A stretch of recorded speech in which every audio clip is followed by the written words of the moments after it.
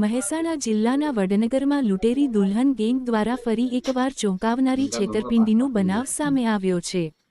રાજસ્થાનના પાલી જિલ્લાના બજરંગ નગરમાં રહેતા 46 વર્ષીય કલ્યાણસિંહ રાજપૂતને લગ્નની લાલચ આપી વડનગર બોલાવવામાં આવ્યા હતા, જ્યાં હોટલમાં યુવતી બતાવી લગ્ન નક્કી કરવામાં આવ્યા હતા। બાદમાં આરોપીઓએ તેમને અંબાજી નજીકના એક ગામમાં લઈ જઈ ફુલહાર કરાવી ખોટા લગ્નનો નાટક કર્યો હતો। ત્યારબાદ ટુકડે ટુકડે રોકડ તેમજ ઓનલાઈન મળી આશરે 1.50 લાખથી વધુ રકમ પડાવી લેવામાં આવી હતી।